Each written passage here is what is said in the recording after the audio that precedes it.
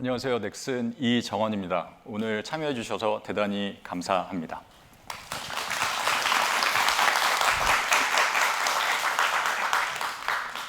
아, 2024년 올해는 넥슨이 창립한 지 30주년이 되는 해입니다. 그래서 제가 발표를 시작하기에 앞서 조금 아이스 브레이킹 차원에서 이미지를 준비해 봤는데요. 저희가 94년에 창립하던 당시의 사무실의 전경입니다.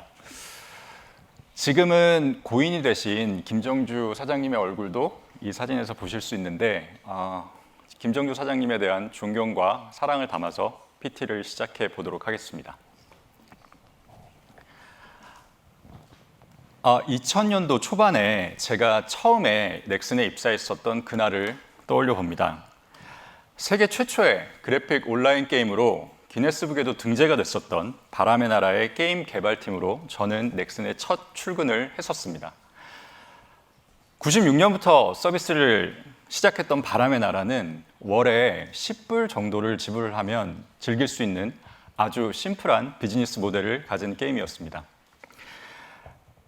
당시에 한국은 주말에 게임 이용률이 제일 높았습니다. 그 중에서도 회사와 학교가 끝나는 비로소 주말이 시작되는 토요일 점심시간 이후에 가장 많은 이용자를 기록하는 패턴이 있었는데요. 저의 멘토는 입사 후에 첫 미션으로 지난달에 일자별로 정리된 시간대별 동시 접속자 그래프를 주면서 주말을 제외한 평일에 동시 접속자가 늘어나는 구간의 이유를 찾아봐라 라는 숙제를 던졌습니다. 저는 정말 열심히 공부를 하고 조사해서 이유를 찾아봤지만 도무지 알 수 없는 패턴들이 몇 가지가 있었습니다. 그때 선배가 말합니다. 이날 이 시간대에 비가 왔었어. 네. 비가 오는 날에는 사람들이 집에서 게임을 많이 하는 것 같아. 데이터를 연 단위로 확장해서 봤었을 때 직간접적으로 날씨가 안 좋은 날에는 동시 접속자들이 오르는 패턴들이 확실히 존재를 했었습니다. 그리고 우리는 기상 상황이 안 좋은 날 즉시 온오프 할 수 있는 이벤트 기능을 개발해서 서비스에 접목을 시킵니다. 생각해 보십시오. 2000년대 초반에는 지금처럼 인터넷 환경이 대중적이지도 않았고 심지어 요즘 같은 모바일 환경은 꿈도 못 꾸던 때였습니다. 이때부터 넥슨의 게임 개발과 서비스는 이용자들의 라이프 스타일과 그리고 사회 현상에 게임 서비스를 접목을 시켜서 진화하는 것에 희열을 느끼는 DNA를 가지고 있었습니다.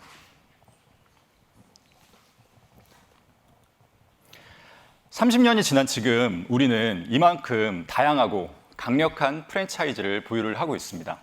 앞서 말씀드렸던 바람의 나라는 28년째 지속되고 있는 세계 최장수 MMORPG로 기네스북에 등재가 되었습니다. 던전 앤 파이터는 19년째 서비스 중이며 등록 플레이어 수 8억 5천만 명 이상, 누적 총 매출 220억 달러를 기록한 세계에서 가장 큰 IP지만 현재도 성장을 하고 있습니다. 메이플 스토리 역시 21년째 서비스 중이며 등록 플레이어 수 2억 5천만 명 이상, 누적 총 매출 50억 달러 이상의 여전히 성장 중입니다. 마비노기 역시 올해로 서비스 20주년을 맞이했으며 서비스 20주년인 현재 역대 최고 매출을 기록을 하고 있습니다. 이렇게 넥슨은 수십 년이 넘어서도 지속되고 그리고 또 성장하는 IP를 만들고 유지하는 능력을 입증해낸 몇 안 되는 기업 중 하나입니다. 오늘 여러분께 이야기할 우리가 앞으로 나아갈 길을 말씀을 드리기에 앞서서 저는 넥슨이 걸어온 지난 30년을 다시 한번 되돌아봐 주셨으면 하는 바람이 있습니다. 넥슨은 앞서 말씀드렸던 것처럼 호기심이 가득한 DNA와 기업 문화를 기반으로 온라인 게임의 선구자로서 세상에 게임에 대한 보다 많은 사람들의 접근성을 높이고 세상에 없던 재미를 창조하는 역동적이고 파괴적인 변화를 주도해 왔습니다. 그 결과 보시다시피 넥슨은 지난 30년간 매출과 영업이익을 비선형적으로 꾸준히 성장시켜 왔습니다. 올해도 매출과 이익 모두 역대 최대 실적을 향해 가고 있고요.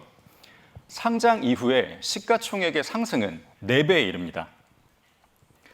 또한 우리는 그동안 여러 IP 프랜차이즈를 유지하는 과정에서 일시적인 정책이나 하락기를 극복한 뒤에 폭발적인 성장기를 맞이하는 패턴을 거듭해 왔습니다.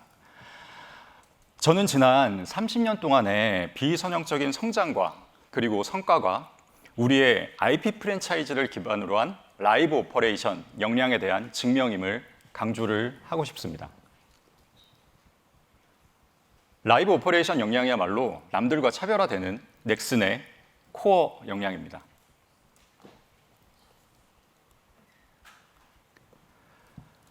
넥슨이 지닌 라이브 오퍼레이션 역량의 근본적인 철학과 강점은 소위 몇몇 키맨들의 역량에 의해, 그러니까 즉 사람의 맨파워에 의해 좌지우지되던 라이브 운영 퀄리티를 시스템으로 옮겨왔다는 것이 핵심입니다.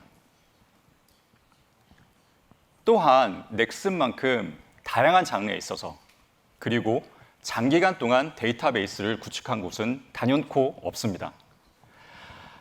데이터 및 기술 스택은 이제 필수인 시대이고 보편화되어 가고 있습니다. 다만 경쟁력을 가질 수 있는 핵심적인 차이는 소비자가 주는 메시지를 정제하고 이를 다시 서비스 고도화로 연결하여 소비자가 원하는 컨텐츠로 연결 지을 수 있는 것에 있습니다. 바로 이것이 넥슨의 DNA이자 지속 성장의 비결이라고 말씀드리고 싶습니다. 우리는 작년부터 한국에 국한되어 있던 이 총체적인 라이브 오퍼레이션 역량을 정비를 해서 웨스턴을 포함해 일본 등 다른 국가에 메이플 스토리와 엠바크의 타이틀을 필두로 집중을 하고 있고요. 빠르게 확장을 하고 있습니다. 넥슨이 보유한 라이브 오퍼레이션의 강점은 라이브 서비스와 그리고 다가올 신작들 모두의 토양으로 작용을 해서 장기적으로는 복리적인 성과로 되돌아올 것임을 확신합니다. 이어서 이야기할 우리의 IP 성장 이니셔티브에 있어서도 넥슨의 코어인 라이브 오퍼레이션 역량은 베이스가 될 것이니 꼭 염두에 주셨으면 좋겠습니다. 그래서 이 시점에서 많은 분들이 궁금해할 그래서 넥슨의 앞으로의 목표는 어떻게 되는데? 라는 질문에 대한 답을 먼저 제시해 보려고 합니다. 우리는 2027년에 매출 7,500억 엔 그리고 영업이익 2,500억 엔을 목표로 하고 있습니다.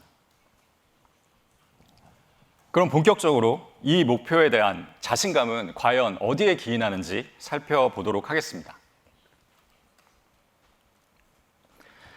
그럼 지금부터 앞서 말씀드린 목표를 달성하기 위한 우리의 전략인 넥슨의 IP 중심 미래 성장 전략에 대해 말씀드리도록 하겠습니다.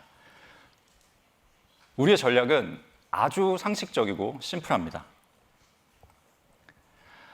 우리가 보유한 블록버스터급 IP를 더 크고 오랫동안 성장시켜 나가는 것, 이를 종적 확장 전략이라 정의했습니다. 그리고 차세대 블록버스터급 IP를 육성하는 것, 이를 횡적 확장 전략이라 정의했습니다. 이 두 가지를 병행해서 지금보다 더 많은 블록버스터급 IP 프랜차이즈의 생태계를 여러 개 보유하고 있는 회사가 되자는 개념입니다. 먼저 종적 확장 전략에 대해서 말씀을 드리도록 하겠습니다. 넥슨은 현재 성과에 가장 많은 비중을 차지하고 있는 블록버스터 IP의 라이브 서비스에 더더욱 집중할 것입니다.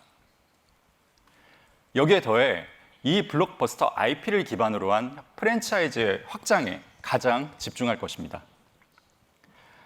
앞으로 3년 동안 가장 두드러지게 보여질 수 있는 프로젝트들이 기존 블록버스터 IP 기반의 신작입니다. 생각해 보십시오.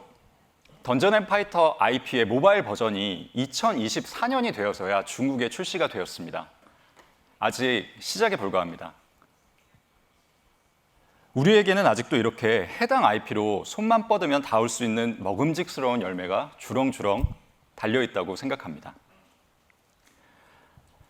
우리가 정의한 종적 확장의 개념에는 비단 신작만 있지는 않습니다. 기존의 IP를 기반으로 한 신작, 플랫폼 확장, 신규 시장, 하이퍼 로컬라이제이션까지 총 4개의 키워드가 포함되어 있습니다. 앞으로 설명할 내용들을 통해서 이 4가지 키워드가 우리의 전략에 어떻게 녹아 들어가 있는지 아실 수 있을 것입니다. 우리는 이러한 IP 성장에 초점을 맞추는 것이 IP를 중심으로 하는 개념의 내부 조직의 육성은 물론 동일 IP 기반의 기존 게임과 신작, 그리고 개발과 라이브 운영 전반에 스노우볼 효과를 일으키며 성과를 극대화할 수 있을 것으로 확신합니다.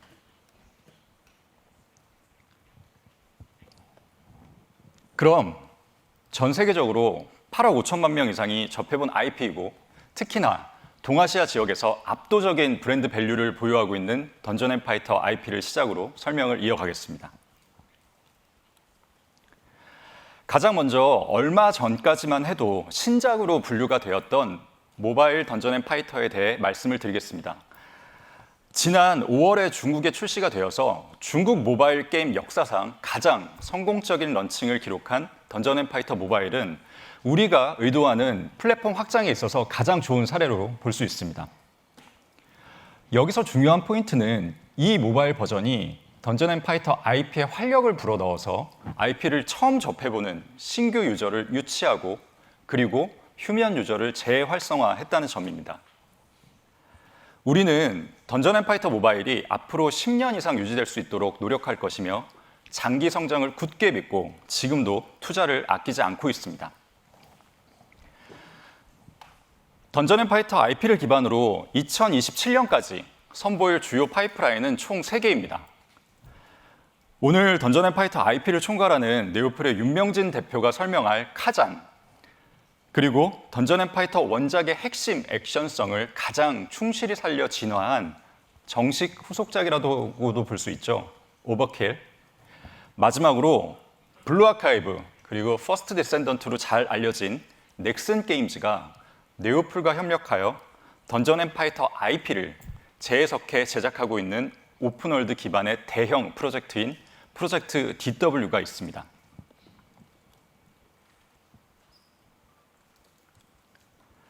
내년 상반기 출시를 앞두고 있는 카잔은 상대적으로 동아시아에 집중되어 있는 던전 앤 파이터 IP에 대한 인지도를 글로벌 전 지역으로 확장을 하고 던전 앤 파이터 IP를 사랑하고 있는 팬들에게 새로운 이야기를 들려줄 목적을 가진 프로젝트입니다. 카잔에 대한 좀 더 자세한 정보를 네오플 윤명진 대표를 모시고 들어보도록 하겠습니다. 큰 박수로 맞이해 주시길 바랍니다.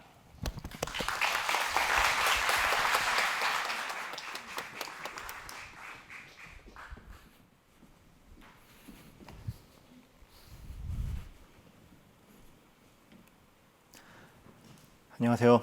소개 감사드립니다. 저는 네오플의 대표이사이자 던전 앤 파이터 IP 개발 총괄을 맡고 있는 윤명진입니다. 저는 오늘 던전 앤 파이터 유니버스에 대해서 그리고 특히 그 중에서 카잔이라고 하는 프로젝트에 대해서 이야기 드리겠습니다. 먼저 DNF는 던전 앤 파이터를 의미합니다. 그리고 던전 앤 파이터 유니버스는 DNF IP의 통합 브랜드입니다. 던전 앤 파이터 특유의 액션성과 다크 판타지 세계관을 바탕으로 다양한 게임 서비스를 개발하고 있고 게임을 넘어 다양한 미디어 콘텐츠로서의 확장과 그리고 프랜차이즈 전체의 글로벌하고 강력한 팬덤 구축을 목표로 합니다. 퍼스트 버서커 카잔은 던전 앤 파이터의 세계관과 액션 DNA를 계승한 하드코어 액션 RPG 게임입니다. 기존 한국과 중국의 PC 온라인 시장에서 큰 성과를 가져왔던 던전 앤 파이터 온라인에서 그치지 않고 콘솔 패키지 게임의 비중이 더 큰 시장 구조를 가지고 있는 일본과 글로벌 마켓을 타겟으로 해서 이 카잔 프로젝트를 콘솔 기반의 게임으로 제작함으로써 본격적으로 글로벌 시장 진출에 기반을 만들어 나가려고 합니다. 카잔은 크게 3가지의 특징을 설명드릴 수 있을 것 같습니다. 카잔은 압도적인 타격감을 자랑하는 하드코어한 액션 RPG 장르이고 실사 그래픽이 아닌 카툰 셀 애니메이션 방식을 채택하였습니다. 그리고 원작 던전 앤 파이터의 평행 세계에서 발생하는 이야기를 다루고 있습니다. 상세한 내용은 뒤에서 좀 더 말씀드리도록 하겠습니다. 알고 계실 수도 있지만 기존 던전 앤 파이터는 2D 도트 그래픽을 기반으로 한 횡스크롤 액션 RPG입니다. 저희는 이 도트 아트웍에 대해서 세계 최고의 실력을 가지고 있다고 자부하고 있고 2D의 한계를 넘나드는 아름다운 아트웍을 기반으로 한 액션 게임을 만드는 데 있어서 많은 노하우와 성과를 보유하고 있습니다. 하지만 카자는 기존의 2D 방식이 아니라 원작의 아트 방향성과 독창성을 잘 계승할 수 있으면서도 더 많은 유저들에게 접근성이 더 좋은 3D 방식을 활용하였고 글로벌 유저들에게 던전 앤 파이터 프랜차이즈에 더 강하게 각인시킬 예정입니다. 앞서서 말씀드린 것과 같이 카자는 정교하고 깊이 있는 액션 공방과 스타일리시하고 독창적인 전투 스타일을 바탕으로 탁월한 타격감과 박진감 넘치는 액션 플레이를 구현하고 있습니다. 오리지널 던전 앤 파이터에서 쌓아온 2D 도트 아트의 고유한 매력과 노하우를 기반으로 카잔만의 3D 셀 애니메이션 풍의 독특하고 매력적인 비주얼 스타일을 보유하고 있습니다. 일반적으로는 이런 장르의 게임들은 카툰 쉐이딩을 잘 활용하지 않습니다만 카자는 카툰 쉐이딩을 이용했음에도 게임의 어두운 분위기를 높은 퀄리티로 구현하는 데 성공했습니다. 이러한 아트의 방향성은 카잔만의 독보적인 장점이 됐고 그로 인한 시장의 반응 역시 아주 좋은 상태입니다. 동시에 원작에서 가장 유명한 인물 중 하나인 카잔을 중심으로 던전 앤 파이터 원작과 약간은 다른 새로운 평행 세계에서 전개되는 이야기를 다루고 있습니다. 이 이야기에 대한 부분을 좀 더 말씀드리겠습니다. 펠로스 제국의 대장군이었던 카자는 친구인 오즈마와 함께 세상을 두려움에 떨게 만든 광룡 히스마를 토벌해서 제국의 영웅이 됩니다. 하지만 온 나라가 카잔과 오즈마를 칭송하고 영웅으로 떠받드는 과정에서 황제에게 이들을 이간질한 누군가가 있었습니다. 하지만 던전 앤 파이터 이 원작에서 카자는 그 인기를 질투한 황제에게 배신을 당해서 온몸에 힘줄이 잘린 채로 설산으로 추방을 당하게 되고 그 과정에서 죽음을 맞이하게 됩니다. 그리고 여기서 던전 앤 파이터의 가장 중요한 캐릭터인 귀검사라는 캐릭터가 생겨나는 그 원인인 카잔 증후군이라는 병을 세상에 전파하게 됩니다. 그리고 플레이어들은 던전 앤 파이터 원작을 플레이하는 과정에서 이 모든 일들이 누군가의 음모였다는 것을 알 수 있게 됩니다. 지금 소개드리고 있는 이 카잔은 원작에서 만약에 카잔이 설산에서 살아남았다면 역사가 어떻게 달라졌을까에 대한 의문을 다루고 있습니다. 설산에서 살아남은 카잔이 황제에게 복수하고 진실을 찾아나가는 과정을 다루게 돼서 원작 던전 앤 파이터를 알고 있는 유저들에게는 생각하지 못한 재미를 그리고 알지 못하는 유저들에게는 던전 앤 파이터의 깊이 있는 세계관과 이야기들을 전달할 계획을 가지고 있습니다. 카자는 지난 8월 셋째 주에 진행된 게임스컴 현장 부스를 통해서 웨스턴 게이머들에게 카잔의 게임성을 증명하고 긍정적인 첫 인상을 각인시켰습니다. 게임스컴 행사 기간 내내 평균 대기 시간이 3시간 이상에 너무 대기줄이 길어서 다른 부스를 방해할 정도로 많은 플레이어들이 카잔을 보기 위해서 몰려들었습니다. 게임스컴 행사가 진행되는 그 동안 시작하는 순간부터 끝날 때까지 단 한 번도 한 자리도 빈 적이 없고 단 한 번도 대기줄이 없어지지 않았을 정도로 엄청난 인기를 자랑했습니다. 저희는 이 게임을 통해서 글로벌, 특히 일본과 웨스턴 시장에 저희가 가진 플랫폼에 구속받지 않는 우수한 개발력을 보여주는 동시에 던전 앤 파이터의 깊이 있는 액션의 재미와 이야기를 전파해서 앞으로의 기회들을 만들어낼 시작으로 삼으려고 합니다. 다음으로 이번 게임스컴에서 공개된 카잔의 홍보 영상을 보여드리는 것을 마지막으로 제 발표를 마무리하겠습니다.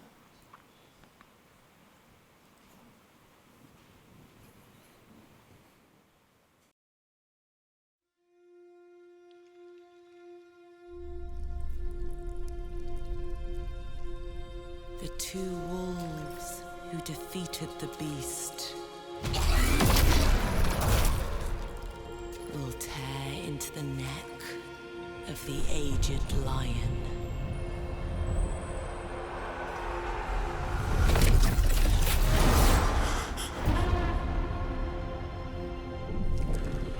For years, I faced unrelenting fury, made countless sacrifices.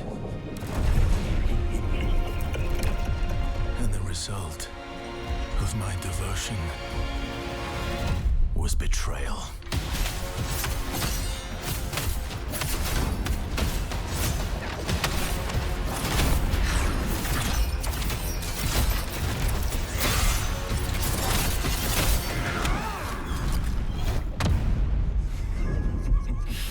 At this rate, you will die. Emperor, you will pay for this. Join me, Blade Phantom. Then I will help you.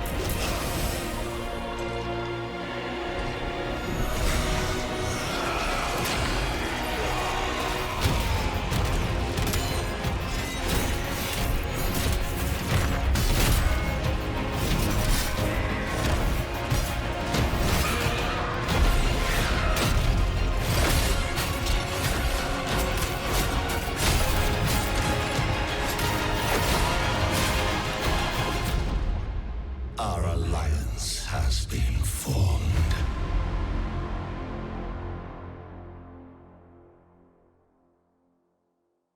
카자는 개발 막바지에 들어와 있는 단계고 내년 상반기 출시를 목표로 하고 있습니다. 글로벌 게이머들에게 던전 앤 파이터 유니버스를 강하게 각인시킬 저희 카잔 프로젝트에 대한 많은 기대와 성원 부탁드립니다. 감사합니다.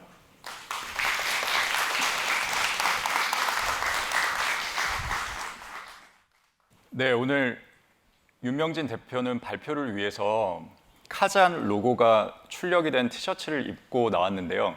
로고가 너무 작게 출력이 돼서 잘 안 보일까 봐 걱정이 되게 많았습니다. 던전 앤 파이터 IP에 인생을 바쳐서 사랑하고 있는 남자입니다. 다음으로는 넥슨의 종적 확장 전략을 가장 잘 보여주고 있는 또 다른 IP인 메이플 스토리입니다. 메이플 스토리는 올 초 메이플 IP 기반의 모든 프로젝트 팀을 한 조직으로 묶고 본격적인 종적 확장 전략을 가장 빠르게 실행을 하고 있습니다. 메이플 스토리를 통해서 우리는 앞서 얘기했던 종적 확장의 모든 요소들, IP 기반의 새로운 게임, 플랫폼 확장, 신규 시장, 그리고 하이퍼 로컬라이제이션, 이 네 가지 키워드를 가장 빠르게 실행에 옮기고 있으며 직접적인 성과를 내고 있습니다. 메이플 스토리는 2003년 PC 버전의 런칭 후 최근 몇 년간 종적 확장 전략의 성공으로 메이플 스토리 IP 기반의 총체적인 매출 규모는 급격한 성장세를 보여주고 있습니다. 많이들 아시겠지만 메이플 스토리의 한국 PC 서비스는 보릿고개를 지나가고 있습니다. 그럼에도 불구하고 보시다시피 총체적 IP는 성장하고 있습니다. 즉, 한국 외의 다른 지역에서 PC뿐만 아니라 다른 플랫폼 기반의 매출은 늘고 있다는 점입니다. IP의 통합적 성장에 이바지하고 있는 것 중 하나가 모바일 버전인 메이플 스토리 M이며 이는 IP 플랫폼 확장의 좋은 사례입니다. 2016년 정식 런칭 후 8년간 꾸준히 성장을 하고 있습니다. 이 확장판은 여러 시장의 게임을 출시하며 현재까지 8억 달러 이상의 누적 매출을 기록했으며 최근 서비스 지역의 확장과 라이브 오퍼레이션으로 인해서 가파른 성장세를 보여주고 있습니다. 지금 보시는 이미지는 얼마 전에 세팅된 메이플 스토리 웨스턴 전담 개발팀이 메이플 스토리 웨스턴 빌드에 적용한 실제 업데이트의 메인 이미지입니다. 업데이트명 자체가 고 웨스트입니다. 어떠신가요? 하이퍼 로컬라이제이션에 대한 감이 좀 오시나요? 메이플 IP는 그룹 내에서 하이퍼 로컬라이제이션이라는 개념을 가장 처음으로 도입을 했습니다. 하이퍼 로컬라이제이션은 현지의 문화권을 잘 이해하고 있고 현지에 특화된 개발팀이 각 시장의 플레이어 취향에 대한 깊은 이해도를 가지고 단순한 문자의 번역을 넘어서 수백 가지의 미묘한 차이를 맞춤화 서비스했었을 때 더 많은 플레이어들을 유치하고 더 깊은 몰입을 이끌어낼 수 있다는 우리의 경험을 대변하는 용어입니다. 지난 실적 발표에서 메이플 스토리는 한국 외 지역인 웨스턴 및 일본 등에서 전년 대비 2자릿수 이상의 실적을 기록하고 있다고 말씀드린 바 있습니다. 이것은 하이퍼 로컬라이제이션의 조기 성과일 뿐입니다. 하이퍼 로컬라이제이션은 비단 메이플 스토리 IP의 성장뿐만 아니라 장기적으로 놓고 봤었을 때 다른 넥슨의 IP에도 확장될 수 있다는 점에 주목해 주시면 좋을 것 같습니다. 메이플 스토리는 현재 웨스턴을 비롯해 일본, 대만 등 주요 라이브 서비스 지역에 현지 전담 개발팀을 공격적으로 세팅을 하고 있으며 보시는 바와 같이 리소스 투입에 비례한 성과를 기록하고 있습니다. 다음으로는 IP 기반의 신작으로 메이플 스토리 월드를 소개합니다. 넥슨은 지난 4월 플레이어들이 메이플 스토리의 그래픽 에셋을 활용해서 자신들만의 맞춤형 컨텐츠를 제작할 수 있고 또한 이 컨텐츠를 통해서 유저 스스로가 수익을 창출할 수 있는 샌드박스형 플랫폼인 메이플 스토리 월드를 출시했습니다.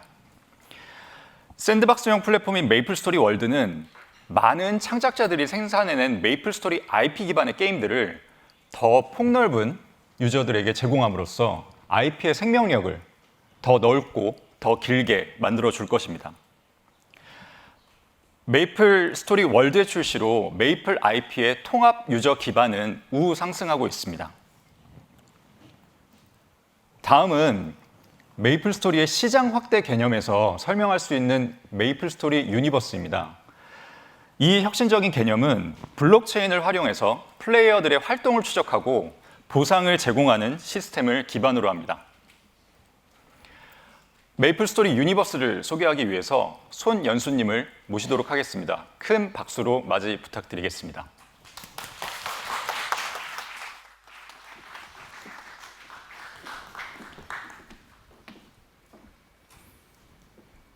Thank you, Jonghan. Like John has kindly mentioned, MapleStory has had a great run for the past 20 years, and from that foundation, we started thinking about the next 20 years of MapleStory and what that needed to look like. We have been the ones to invent the free-to-play live service model, and we know for a fact that online games need to be built to last and to grow for a very long time. We also know from firsthand experience that the culture and value of a game is ultimately created by the community. And with this, we felt the need to reinvent the wheel and present a free-to-play live service model that encompasses the importance of aligning the community with the developers, and with this in mind, building for sustainability. MapleStory Universe was created with just those issues and points in mind. Using blockchain technology, we aim to create a universe based on the MapleStory IP, built to expand organically with the community. In short, MapleStory Universe is an ecosystem project based on the MapleStory IP. It is centered around the core game, MapleStory N. We use NFTs and the NXPC token at its core to create experiences that ultimately align the incentives of all participants, both developers and users. And by doing that, we create an ecosystem of various synergy apps, which are outgame experiences connected to the IP that are developed both by us and the community. Let me go into detail about what NFT and blockchain changes for our MapleStory experience and how we've structured the universe with this technology. Firstly, NFTs. For us, all the characters you create and the gear that you get, including cosmetics, are NFTs. And what this enables for the ecosystem is that now NFTs are interoperable and can travel outside of MapleStory N, or the client, or any single app. It now has additional utility that it would enjoy in many other apps. And that would mean that this NFT would be tradable outside of the game, and this is now approachable by people who may not also be on the game client. But what more is that these NFTs are dynamic. Using the enhancement system, NFTs can gain new attributes, abilities, and additional bonuses. And this adds a strategic element of how you would want to use NFTs inside and outside of the core game. And because NFTs are now interoperable, tradable, and dynamic, this enables the MapleStory experience to expand to the outgame beyond the client. This is where the concept of synergy apps come in, the outgame experiences built both by us and the community builders. The first round of synergy apps that MapleStory Universe presents include MapleStory N, the blockchain version of the classic game. It also includes the marketplace, which is now a separate web experience available both on PC and on mobile. We have the Navigator, the Explorer, and quests that add to the outgame experiences beyond the client. And I would like to show you an example of our core synergy app, which is MapleStory N.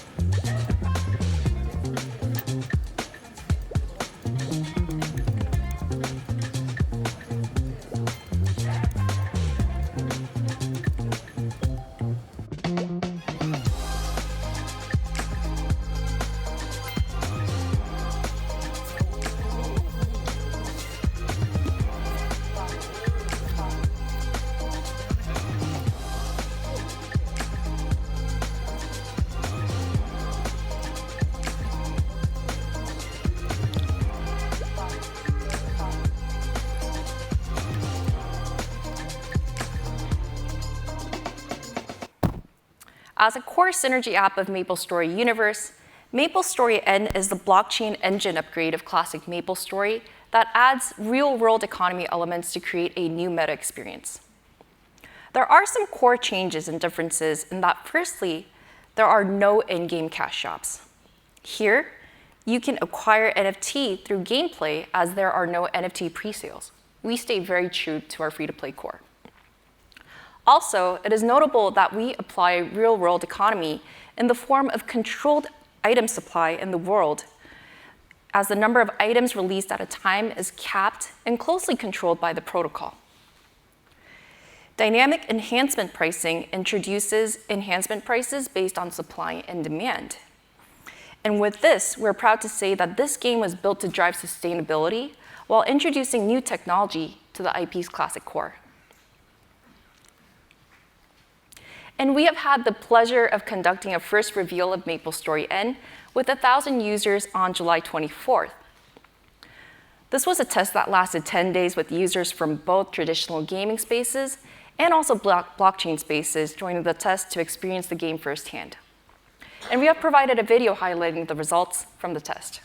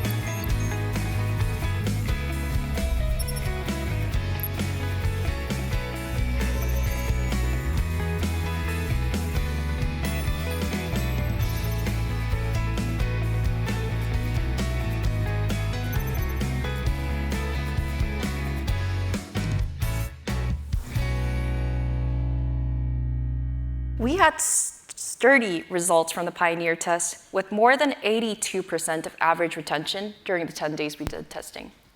This is an unprecedented number that we have never seen from any Nexon game or any games out in the industry. We had more than 195,000 transactions on the platform, meaning that we have healthy blockchain activity. Also, more than 67% of token usage rates means that the economy is sustainable and strong. Last but not least, a healthy NPS score of more than 4.6 means that more than 90% of users want to come back and experience the game when it's launched. And we feel that this is a very healthy score that we're building off of, and we're excited about what MapleStory can bring for the future. Let's return to the overview of MapleStory Universe. What is all the more exciting about MapleStory Universe is that even with the incredible results of MapleStory N, it doesn't stop there.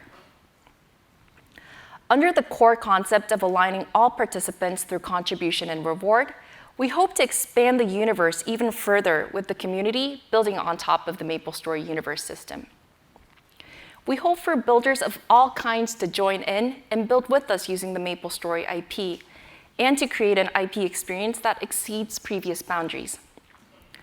This way, we hope to expand our IP franchise organically through alignment with the community, and empowering the community through contribution and reward. We hope MapleStory Universe stands as a testament to a new generation of IP franchise operations, and as a new ideal for how we can empower our existing IP franchises through free-to-play live service. And we hope to be able to show you more on the project as we go along. Thank you.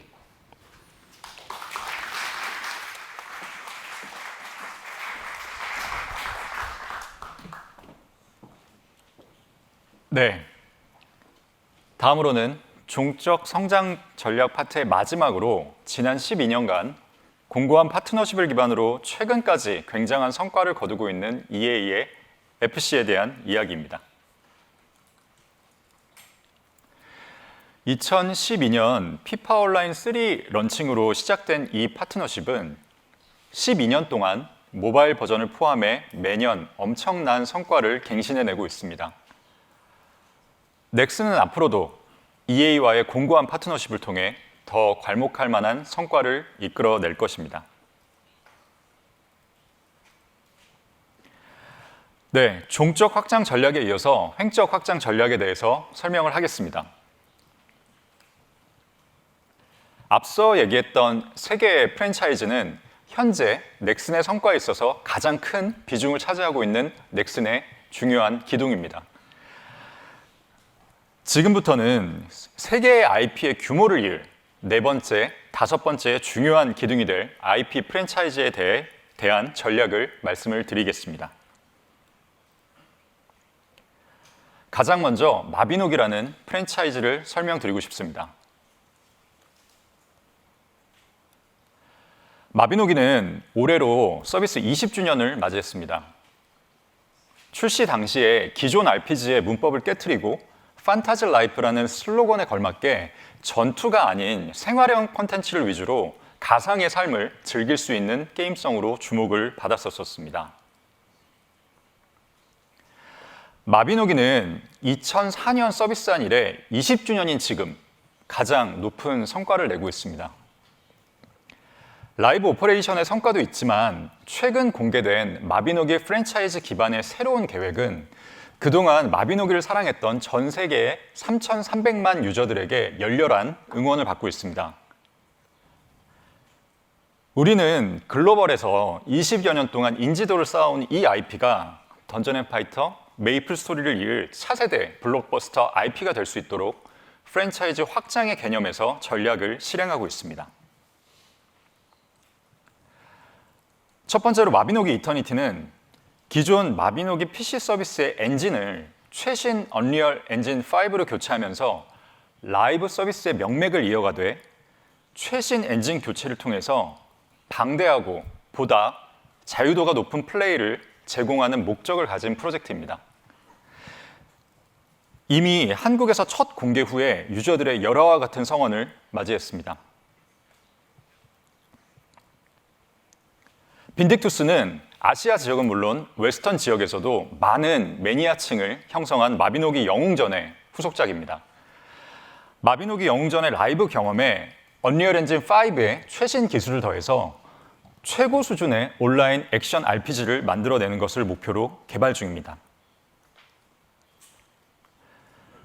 이처럼 두 프로젝트는 IP 기반의 완전히 새로운 게임이 아닌 이터니티는 라이브 서비스의 명맥을 유지하고 빈딕투스는 마비노기 영웅전의 세계관과 그리고 라이브 노하우를 계승하여 최신 엔진 위에서 만들어진 방대한 플레이 경험을 제공함으로써 기존 유저들의 만족 그리고 이탈 유저들의 복귀, 신규 유저들의 유입까지 노릴 수 있는 전략적 어프로치의 신작으로 볼 수 있습니다. 여기에 더해서 완전히 새로운 플랫폼으로의 확장을 꾀하고 있는 마비노기 모바일도 준비되고 있습니다.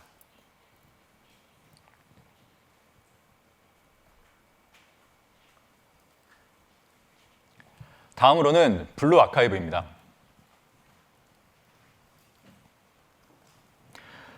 블루 아카이브는 출시 이후 탄탄한 성과를 통해 서브컬처 장르로서 차세대 IP로의 충분한 가능성을 입증하였습니다.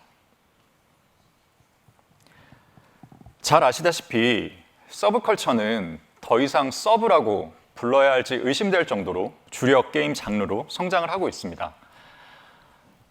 2021년 출시 이후에 아시아, 특히 일본 및 웨스턴 지역에서까지 사랑을 받고 있는 이 타이틀은 탄탄한 라이브 서비스를 통한 지속적인 성장과 더불어서 애니메이션을 포함해서 팬층을 열광시킬 수 있는 다양한 활동을 진행하며 서브컬처 프랜차이즈로의 확장 전략을 차근차근 실행해 나가고 있습니다. 서브컬처 장르는 타 장르보다도 팬층과의 교류가 매우 중요한 장르인데요. 좋은 컨텐츠의 양산도 중요하지만 이를 해당 컨텐츠를 좋아하는 유저들과 연결을 해서 장기적으로 유저와 함께 교감하며 서비스를 성장시키는 것이 해당 장르의 필수적인 성공의 요소입니다. 무수히 많은 회사들이 서브컬처 장르를 확장을 시도하지만 뚫기 힘든 것이 사실입니다. 넥슨이 해당 장르에 진출해서 초석을 쌓고 특히 이러한 컨텐츠 선호도가 높은 일본에서도 서비스가 안착했다는 것을 유심히 봐주시길 바랍니다. 넥슨은 이러한 관점에서 특정 장르에 대한 노하우 획득에도 투자를 아끼지 않고 있습니다.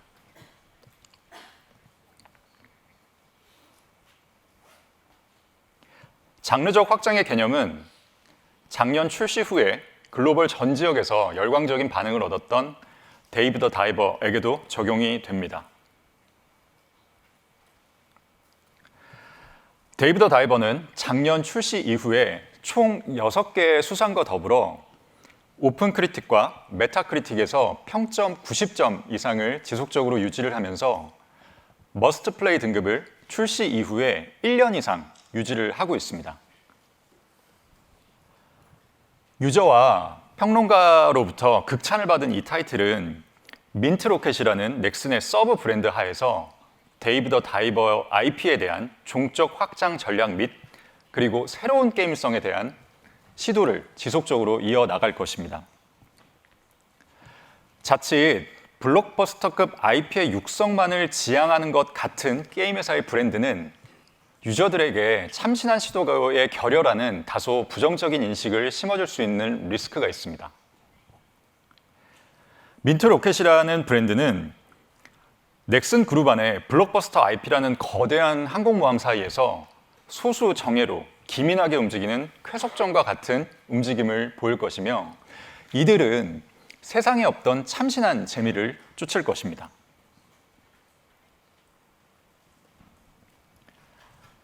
마지막으로 횡적 확장 전략은 블록버스터급 IP로의 성장이라는 목적과 더불어서 좀 더 도전적이고 진취적인 미션을 부여받습니다.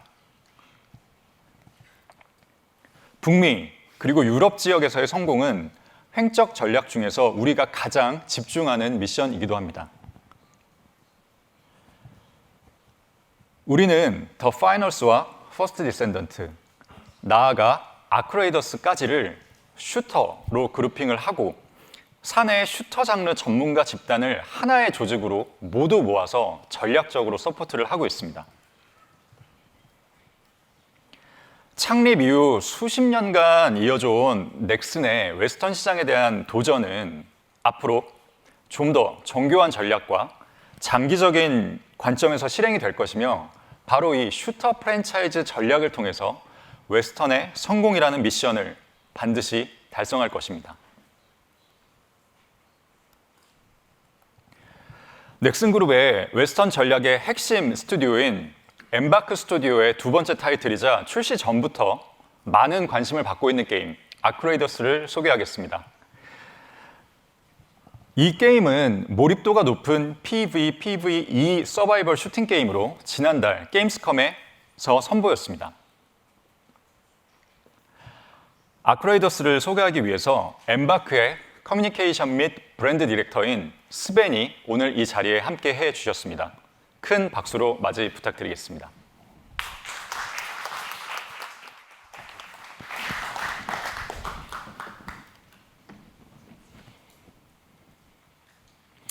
Thank you, Junghoon, and hello, everybody. So today, I first wanted to go quickly through some of the reasons we at Embark wanted to make this game and go into a bit more detail about the underlying trend that we're tapping into with Arc Raiders. I'll also share an overview of the game, the premise and the world and the universe we built, and the role you take in this universe, your objectives and your motivations as a raider fighting for your survival and that of your home and colony. And lastly, I'll give you a brief update on where we are and some news and our steps ahead.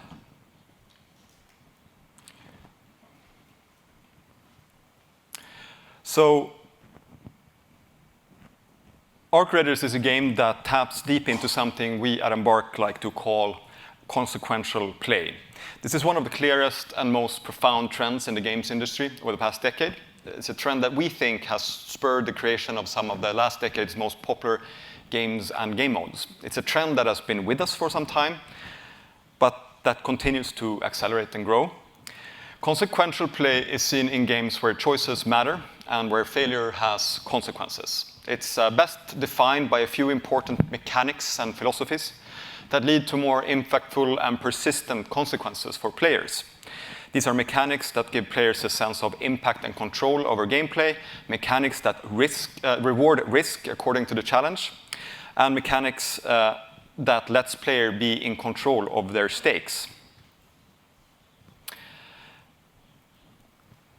Consequential play isn't limited to any single genre. In fact, you see it across a number of different game genres, like battle royales, extraction games, survival games, roguelikes, and soulsborns.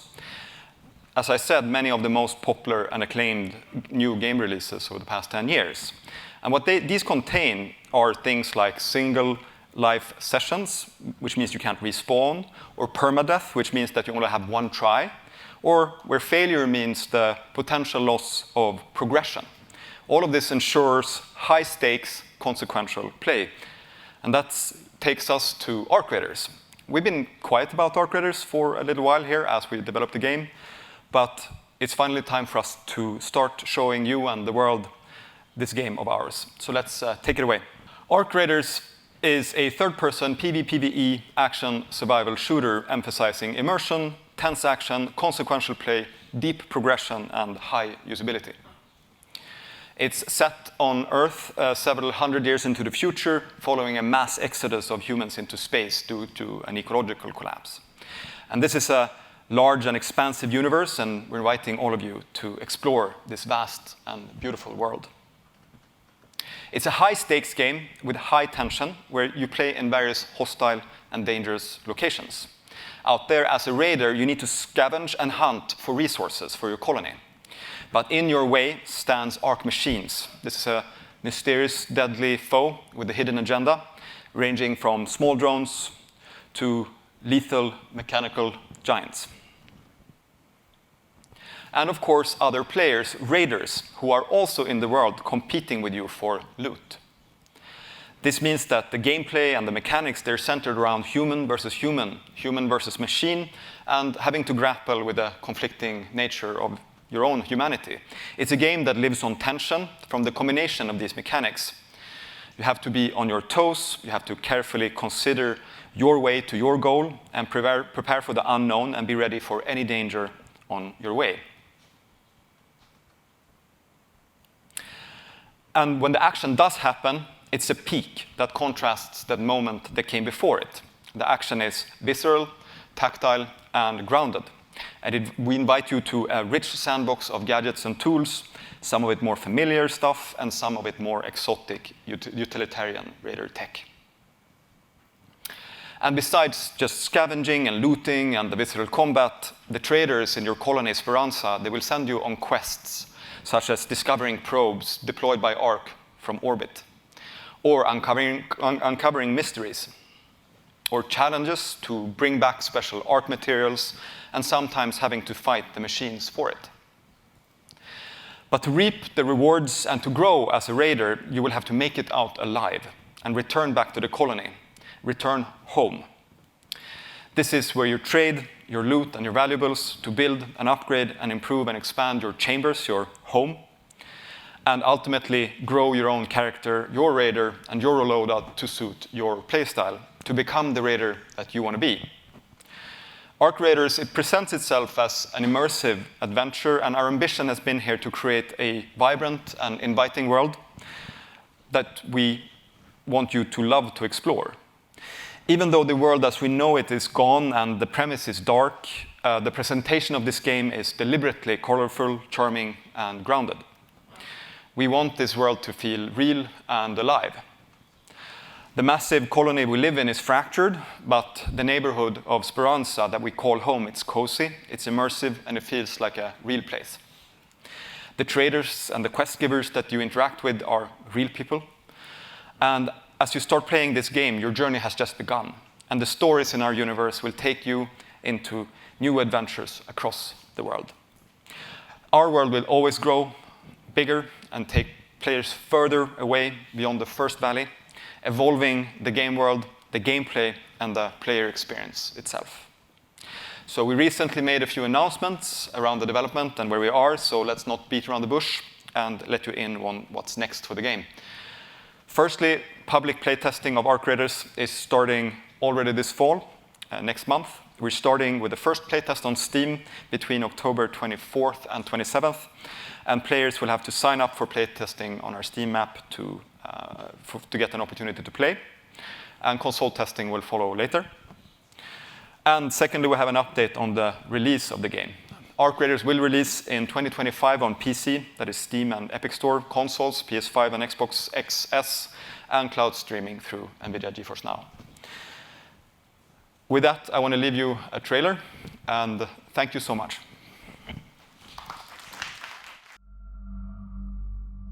Where do we go from here?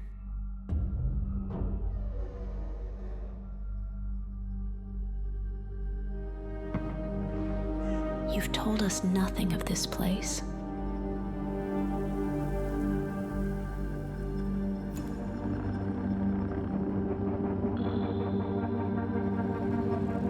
Look at us now. Raiders. Playing with fire. Everything to lose. But even more to gain.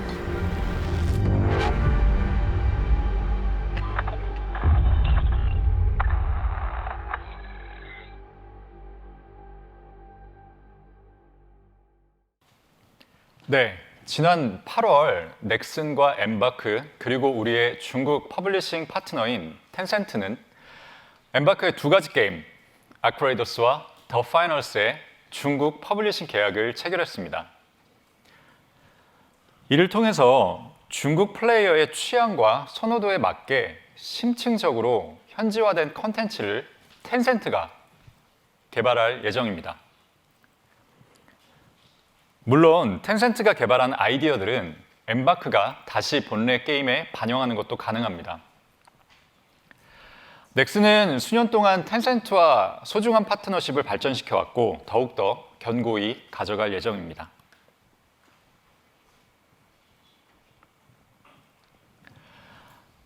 네, 이렇게 우리는 잘 짜여진 포트폴리오 전략이 있습니다. 이 방대한 스케일의 전략은 도전적인 매출 목표와 이익원의 다변화를 위한 전략이 내포되어 있습니다. 그리고 본격적으로 시장에 선을 보이고 있습니다.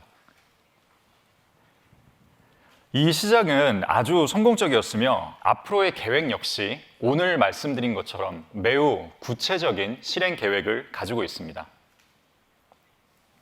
이 방대한 스케일의 실행을 성공적으로 수행을 해서 2027년 매출 7,500억엔 그리고 영업이익 2,500억엔이라는 공격적인 목표를 향해서 자신감 있게 나아가겠습니다. 마지막으로 올해 뉴주에서 발간한 게임 산업 보고서 내용의 일부를 발췌해 봤습니다. 보고서는 23년에 대한 업계의 트렌드를 정리했습니다. 보고서에 담긴 핵심 키워드는 두 가지로 요약이 됩니다. IP 프랜차이즈와 라이브 서비스. 선택지가 많아지는 상황에서 오히려 유저들은 본인들이 익숙하거나 오랜 기간 라이브 서비스로 입증이 된 프랜차이즈를 선호하고 또한 새로운 게임들도 이러한 프랜차이즈를 기반으로 하면 훨씬 더 성공률이 높다는 내용입니다. 혹자는 이를 시장의 새로운 트렌드로 해석을 하고 시장이 변했다라고 생각할 수도 있을 것입니다. 하지만 넥슨에게 이런 시장의 트렌드와 시사점은 새롭지 않고 이미 충분히 익숙합니다. 이는 지난 30년간 넥슨이 가장 잘 알고 잘 해왔던 것입니다. 우리는 오늘 발표드린 IP 미래 성장 전략하에 우리의 강점을 더 많은 지역과 더 많은 IP로 확장을 시키겠습니다. 그럼 이만 발표를 마치겠습니다. 대단히 감사합니다.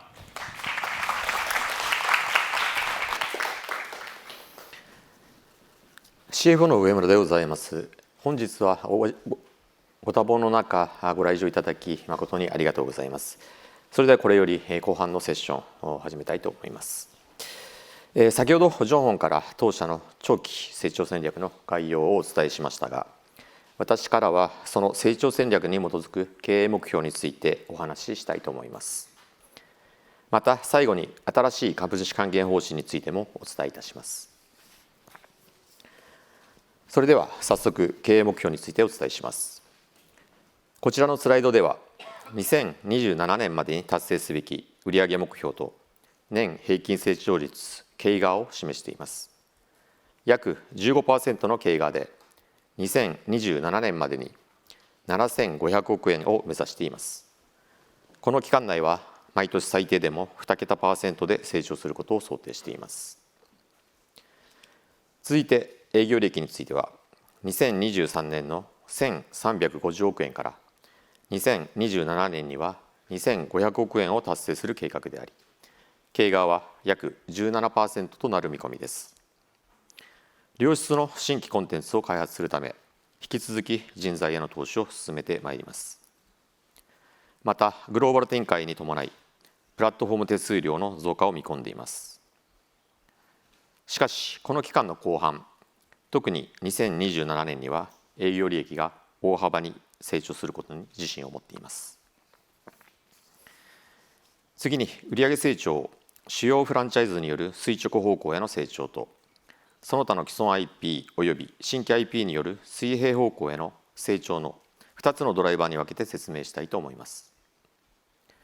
まず垂直方向への成長として、アラド戦記、メイプルストーリー、FC による主要3大フランチャイズについては、合計売上収益をCAGR 15% で成長させ、2023年の約3000億円から2027年には5300億円に増やすことを目標としています。一方、水平方向への成長として、マビノギ等その他の既存 IP の成長およびザ・ファースト・ディテンダント、アーク・レイダース、ナクウォン、スーパーバイブ等の完全新規の IP により、2023年の約1200億円から2027年には2200億円に増やすことを目標としています。アラード戦記フランチャイズについては、主に2024年における中国でのモバイルローンチに加え、ザ・ファースト・バザーカ火山、オーバーキル、プロジェクト DW 等の新作による成長によって、2023年から2027年にかけて、経が 25% で成長させていく計画です。メイプルストーリーフランチャイズについては、既存サービスにハイパーローカライゼーションを加え、新しい地域やフォーマットに展開することで、2023年から2027年にかけて経が 14% で成長させていく計画です。次に、当社が設定した株主還元方針についてご説明いたします。これまで当社は M&A、パートナーシップ、新作ゲーム開発、テクノロジーやツールに資金を投下してきました。また、新たな成長機会を捉えるための財務的な柔軟性を保つために、十分な資金を確保してきました。当社は2011年の上場以来、1兆1000億円を超えるキャッシュフローを生み出しており、現時点でのキャッシュ残高は6000億円を超えています。この大きく安定したキャッシュフローと強力なバランスシートにより、引き続き成長投資を行っていきながら、さらなる株主還元の向上も可能であると考えています。これを念頭に、この度、株主還元の方針を策定しました。まず、資本効率の指標として、ROE 目標を最低 10% 以上とし、将来的には 15% を目指してまいります。次に、減損損失や一時費用を除く前年度の営業利益のうち、33% 以上を株主の皆様に還元することにいたします。還元については、配当と自社株買いによって柔軟に実施する方針です。また、今年2月に発表した3年間で1000億円を上限とする自社株買いの方針のうち、未実施残高700億円も引き続き行ってまいります。さらに、この方針の一環として、本日、当社取締役会において、半期ごとの配当を 7.5 円から倍増し、2024年下半期は1株当たり15円の配当を行うことを決定いたしました。今お伝えした内容を要約します。まず、2027年度に向けて売上収益を経が約 15% で、営業利益を経が約 17% で成長させ、2027年度の売上収益は7500億円、営業利益は2500億円とすることを目標とします。次に、資本効率向上のために新たな株主還元方針を策定しました。ROE の目標は最低 10% 以上とし、中長期的には 15% を目指します。また、前年度の減損等一時費用を除く営業利益の 33% 以上を株主に還元します。加えて、今年の期末配当を1株当たり 7.5 円から15円に引き上げます。私からのプレゼンテーションは以上となります。ありがとうございました。네, 긴 시간 경청해 주셔서 대단히 감사합니다. 제가 오늘 이 자리를 통해서 여기 계신 분들께 꼭 말씀드렸으면 하는 내용이 있어서 그 내용을 끝으로 오늘의 발표 세션은 마치도록 하겠습니다. 모쪼록 저는 오늘 이 자리를 통해서 여러분들께서 넥슨의 향후 전략을 총체적인 IP의 성장 그리고 육성이라는 프레임으로 바라봐 주시길 간절하게 바라고 있습니다. 이번 행사를 준비하면서 저는 넥슨이 그간 일궈온 IP들과 그리고 앞으로의 미래를 상상을 하면서 가슴이 매우 벅차올랐습니다. 지금도 각자의 자리에서 열심히 본인의 역할에 최선을 다해주고 있는 임직원들을 떠올려 봅니다. IP를 육성하기 위해서는 IP를 잘 이해하고 사랑하고 그리고 좋아하는 구성원이 필수입니다. 제작자가 우리의 IP를 사랑하는 팬만큼 우리 IP의 가치와 속성을 알지 못한다면 절대 IP를 제작하고 서비스를 할 수가 없습니다. 넥슨이 걸어온 30년은 넥슨의 IP를 사랑하는 넥슨의 구성원들이 만들어온 위대한 길이라고 생각을 합니다. 이들이 사실은 오늘 제가 발표한 IP 성장 전략의 코어입니다. 이 자리를 빌어서 넥슨 그룹 구성원들에 대한 감사와 더불어 저희를 믿고 투자하고 지지해 주신 주주님들과 그리고 관심을 갖고 시간을 내주신 투자자분들께 모두 감사를 드립니다. 긴 시간 경청해 주신 여러분들께 진심으로 감사 인사드리면서 이만 줄이겠습니다. 감사합니다.